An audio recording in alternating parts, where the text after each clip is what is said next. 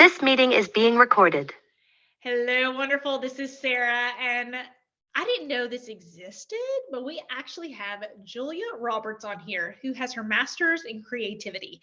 And you guys know I'm obsessed with both creative solutions to problems and creative ways around yucky situations. And I also know how many of you guys love writing and have talked about writing books and talked about writing your stories. And so if you're listening to the podcast, you won't be able to see Julia's sign that says, "Writers are the best weirdos." But I'm about to launch my second book, so I feel like I can be officially in the Mighty Writers Club. Can I? Yeah, you can. Awesome, Julia. Okay, so tell people a little bit about this journey into your own blocks and how you got past and learned really how to become a finisher in your own life. Interesting word, finisher. So yeah, as you said, I got my master's in creativity, but before I did that, I got trained and certified as a life coach with Martha Beck, and that did help a lot. But then I got my creativity coaching certificate with Dr. Eric Maisel, and again, helped a lot. But it isn't until I went and got my master's in creativity that I started to just really understand what was blocking me, because I didn't have the typical block, like no ideas, which is what people talk about, the blank page syndrome. What I had was too many ideas, which is also a form of block that nobody talks about. So I would write, I just get started on something, be very excited, and I'd be about, 10,000 words in, and I'd be like, oh, I don't know. I don't know where I meant to go, and I would just quit. So it took maybe 7 or 8 years out of my life where I was just sort of blocked in this very busy spiral, instead of being blocked the way people think of as, So instead of just sort of a non-activity, I was really blocked in an extreme activity, which people don't recognize as block. So, but I hear a lot of people talking about it, right? Like even coaches, like, how do I niche? Do I do this? Do I do this? Right? Or, it seems very similar. That idea of all kinds of ideas. Yes. Right. Too many ideas can really hold you down for a long, long time, and you really have to figure out the method and go about it very consciously to separate your ideas and evaluate them, come up with clarity on each of them, and choose one or two. And this is something that someone who loves all their ideas doesn't, resist doing, even if they come across that information. They still just feel like, oh no, I like a lot of things going on at once, which may be true. But if you have real clarity on those things and you really know how to get those things to the end game, yes, you can do several things at once, but not just because you're not sure what's going to work. You know what I mean? You don't want to just throw a bunch of stuff against the wall. What you want to do is understand the wall, so to speak, understand the block, understand the obstructions. Yeah.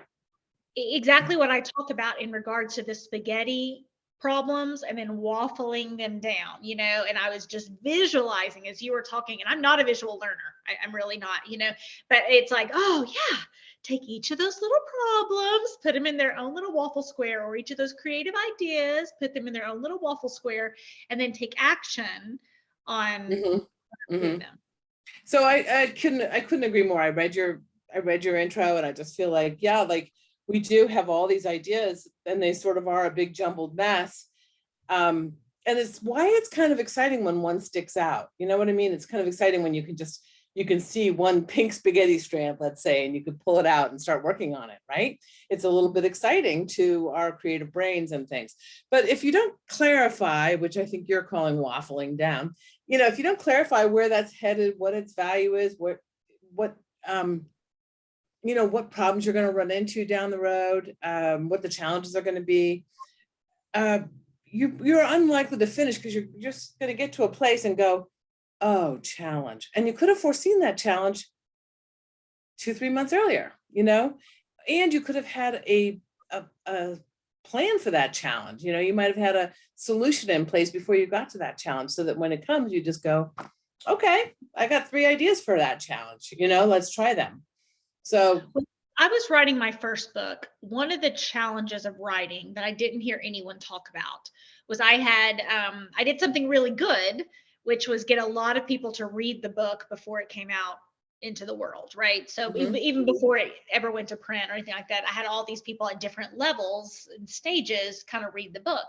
And what no one talked about is, if you have poured your heart and soul into something, and then every time you open your email, someone's telling you something that's wrong with it, right? That is a hard process. That's something within the book writing process. And I did it to myself in the fact that I was asking, but it was a lot more challenging. It wasn't challenging the second time because I knew what to expect. I knew that problem was going to come, and it's like, oh, this is just part of it. They say stuff, but then I'm glad they told me before the online reviews came in, right? Because I mean, the vulnerability of creating is very hard.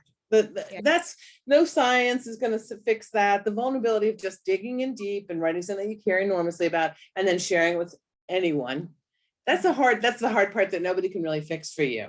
But most people have written by that point, and a lot of people can't get to that place. So that's why the process is really, to me, very important, that you can get to that point where you're sharing with readers.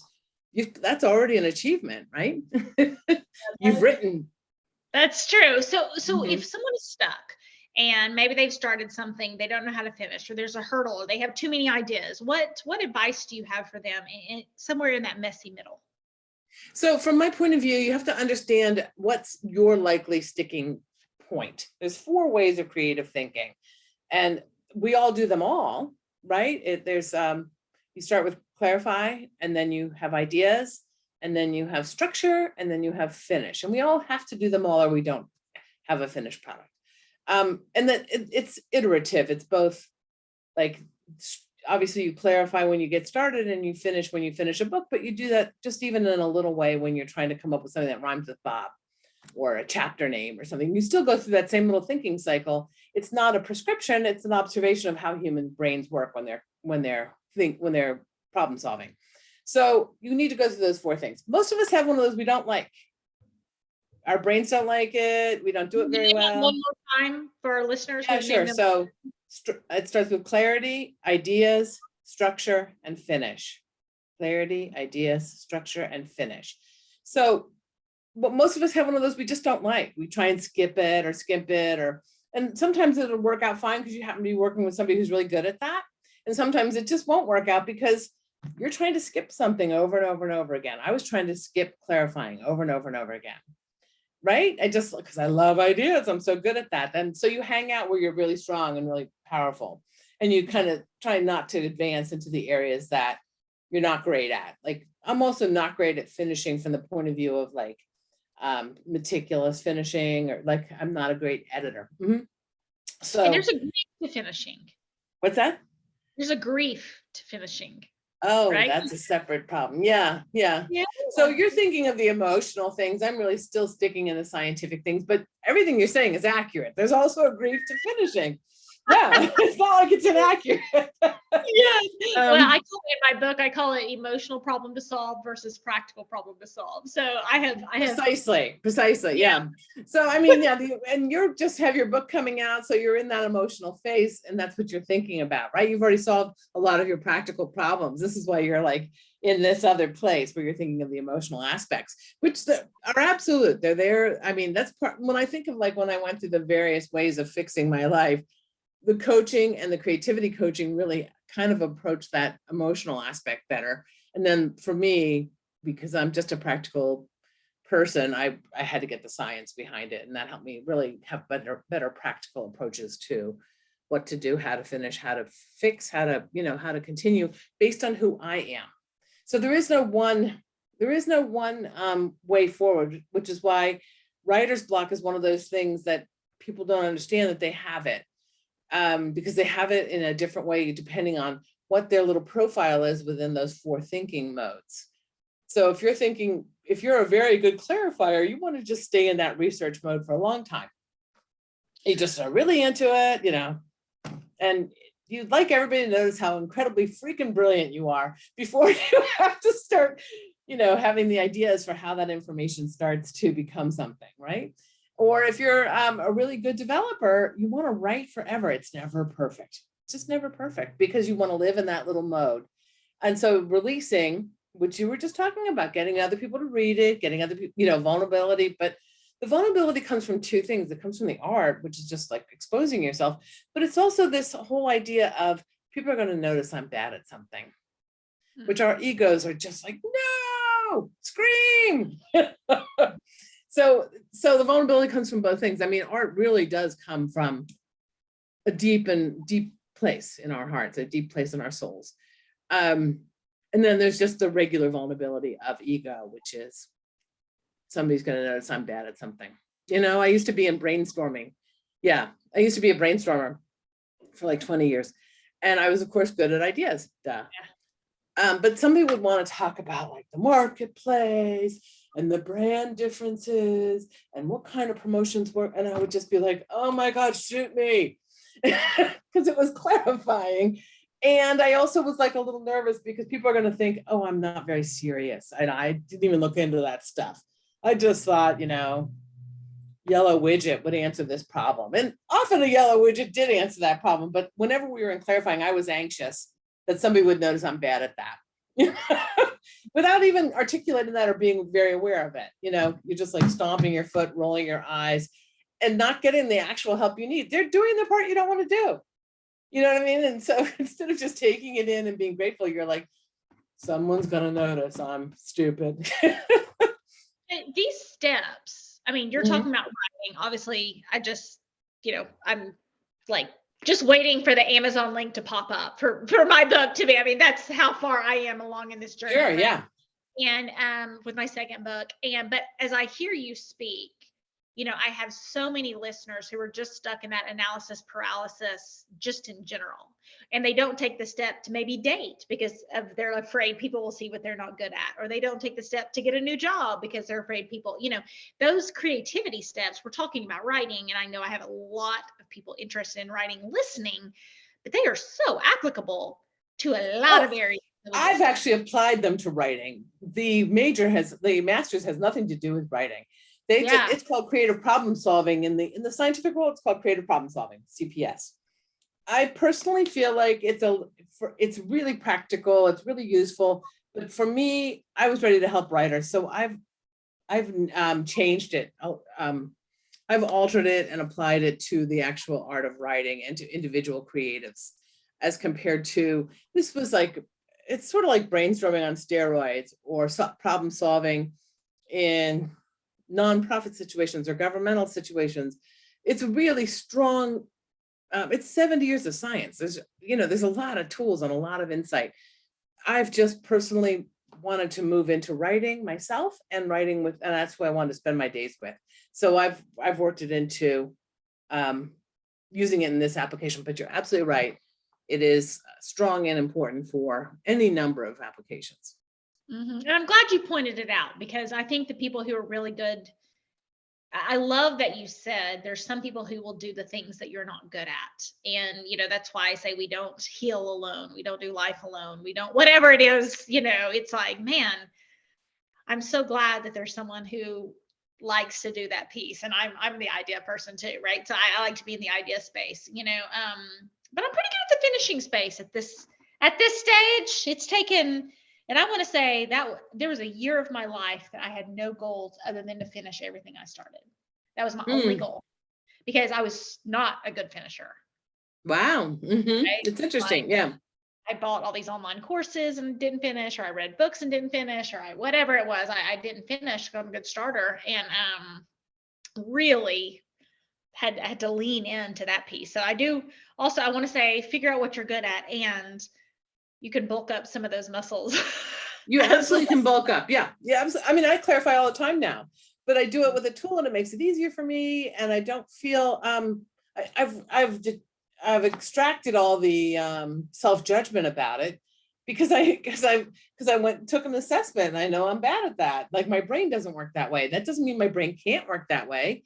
But as soon as I take all the emotion out of it, I just think, okay, so I have to work a little harder to clarify than some people.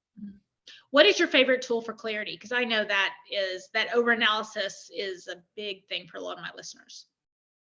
So my favorite is just to start with goals it would be great if, or I wish, start with goals so that and those two phrases. I knew what those meant. Slow them down and say them again in case. But those two phrases sort of relax your brain. It would be great if, or I wish. And because like I said, those relax your brain. You don't have too much pushback, like I can't have that, or that's not what, it would be great if I had $1 million. My brain does not go, oh, you'll never get $1 million, because of it would be great if prefix. So just start with goals, and I would push yourself for a lot of goals and then narrow them down. So push yourself for every goal that's in your brain, so you don't, because like, so I just said it would be great if I had $1 million. That's not actually a goal of mine. But people tend to write goals that others have instead of like pushing themselves to get closer to what they actually want. So that's a big thing. And even more, with book sales, people who sell nonfiction books, that's like $2 a book you get, and it's all this huge amount of work, people are like, oh, you're just trying to sell books. It's like, oh yeah, I'm doing all this work for $2. Yeah, that's exactly that, that's really not what's happening. Yeah.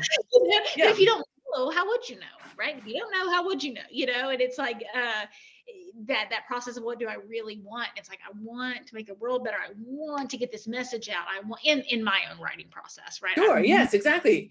I mean, that's exactly like, it would be great if I were a bestseller may or may not be true. Is it working towards, is it something in your control? Like assessing the actual goal. Is it something that's, that you can actually, have action towards or not, it's out of your control. So you might as well just do things that are in your control, that are actionable, that are, so.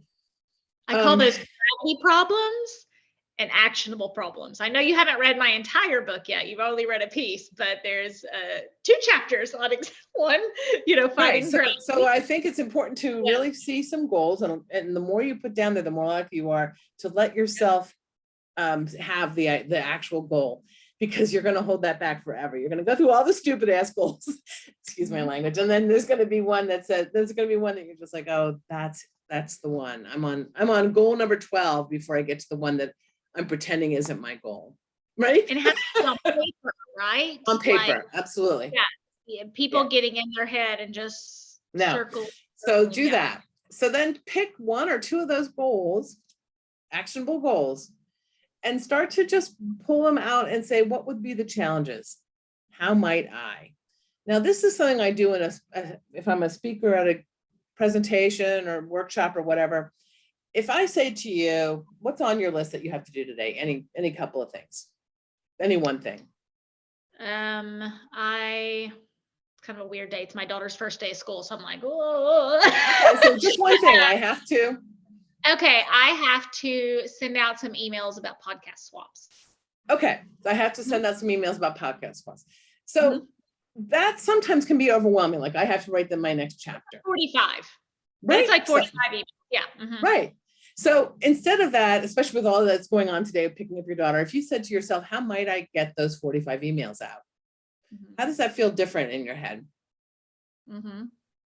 Well, you're into creative thinking, right? You're into precisely. You've literally swapped from this part of your brain, which is lower back, to your forehead, which is your neocortex. You've literally swapped from fear and anxiety to neocortex problem solving just by adding that word might. So how might I do it? And it's an astonishing little tool, right? It's astonishing. NLP, my certification's in NLP, and that's an NLP technique, because it's like, you can get real resistance from people if it's like, well, you have to do this, or it's like, well, why might you want to do that? Right. So apparently our brains are powerless over the word might. It's interesting. Instinctually, there's something that it could be a sexual opportunity, a food proposition, or even a predator. So we still have that thing where when someone says might, we perk up. It's a survivalist thing, and we go into creative problem solving. We use our neocortex. So those 2 tools alone will help a lot in clarifying. But Yeah. that one in particular, the adding might, oh my word, I can't tell you how much of a Okay, difference that. so just for my own sake, I'm going to recap. So saying, what would it be? I'm stuck. I don't know how to move forward. I'm like, oh, and so to say, okay, I wish, and then make a list of 20 things or something like that, right? Yeah. Or what would it be like if? Well, it would be great if is the same as I wish. It would be great if, yeah. This language is really codified. This is why I correct you, not because but it would be great if, yeah. I know it is, right? Yeah, yeah, I you know do. that You do. I want to ask. He's the same, right? Yeah. Mm-hmm. Yes. And then once you have those 20 things, kind of zeroing in like, there it is, number 15, or there it is, number 7. And then you look at challenges. In relation to that thing, how might I, so let's say number 7 was these 45 emails. How might I work that in? How might I find the time? How might I word them or write them? Or there's a lot of challenges in relation to that. How might I make sure, how might I get those addresses? I don't know where you are in your process, but you know your challenges, but just even like teasing it out like that, it's much more likely to happen in the course of a busy day. Mm-hmm. And that's not a simple challenge from the point of view of like making it happen, but this is a simple one because it's not like really complex. We don't have to break it into 3 different problems, right? But the challenges are still going to be, there's still going to be 6 or 7 little challenges. Well, and I'm going to add in the emotional challenges there, because the practical problem to solve is, how do I send those 45 emails out, right? But I know, say these people are writing 45 book publishers, or 45, or I'm just asking to 45 other people's podcasts. This is a slot. Mm-hmm, right. But there's also that emotional piece of like, oh, if I don't send this, I don't have to deal with rejection. I don't have to deal with people. Yeah. Right? Uh-huh. So I'm going to say one thing I do that has nothing to do with having a master's in creativity, but I'll tell you my little trick on this subject. I pretend I am my own assistant. So therefore, if somebody were coming in to do this for me at $15 an hour, it would be set up and ready to go for them, right? Like you'd say, okay, I need this done. Here's the addresses, blah, blah, blah. Here's the copy. And then I come in and I'm like, okay, Mrs. Roberts, thank you. Mrs. Roberts wants this done by noon. And somehow then the whole like emotional aspect of it, when you're that nerdy person who came in for $15 an hour, not to say that that's nerdy, but you know what I mean? You're like a completely different sort of character doing this on behalf of Mrs. Roberts or whoever you want to be. It takes a lot of the emotion out of it. When I send in anything to an agent or anything, like that's what I do. I just put it on my calendar as, assistant time. I'm ready for that assistant. I do it in that time frame. I pay myself sometimes if I need to go that far. If I have that much resistance, I'll pay myself and have lunch out or something. I love it. That's an awesome idea. Julia, I think we could talk for a long time. So I think we're just going to have you back because this is just so what I'm a nerd about, right?